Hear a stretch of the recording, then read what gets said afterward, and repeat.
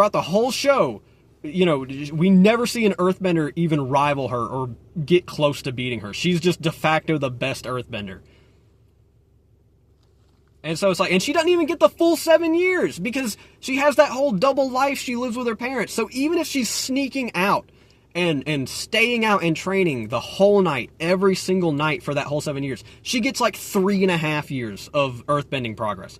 That is a ridiculously small amount of progress for her to just be the best earthbender around. Like, the only person that's even in conversation of could beat her is King Boomy, and he's got 100+ years of experience on her. He's got 100+ years. Yeah, pretty much, like, the only major failing that Toph has is where she can't sandbend, and she fails to save Appa because of that. But even then, you know, you fast forward for like 3 months to book 3 when they're having that little beach episode, and she's now all of a sudden she's so good at sandbending she can make a miniature sculpture of all of Ba Sing Se with a mini Earth King and Bosco in it.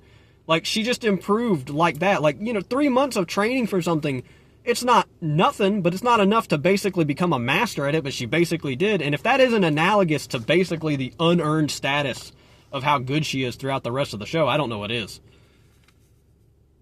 Now, I'll say I still enjoy watching her in the show. I still enjoy her character. Her character and the way she interacts with everybody is still well written. It's just the justifications for why she's so good at earthbending and how good she is at earthbending is just unearned and puts her squarely in the Mary Sue category.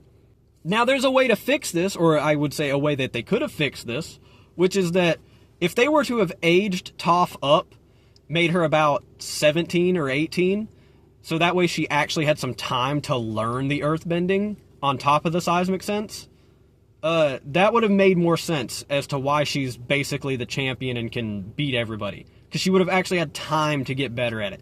Now, they still shouldn't have made her basically the best. She should have still had a lot to learn, because there's going to be a lot of earthbenders that have done it their whole lives and should be better than her. Oh, something else is a lot of people might want to point to Aang.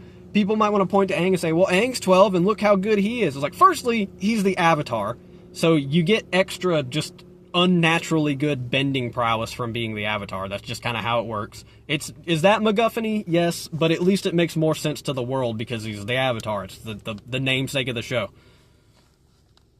But also, Aang was not the best airbender. When all the other airbenders were around, Aang was not the best airbender. Aang was a very good airbender. Aang was a prodigy airbender, but he was not the best. Almost all of the adults around him were better than him.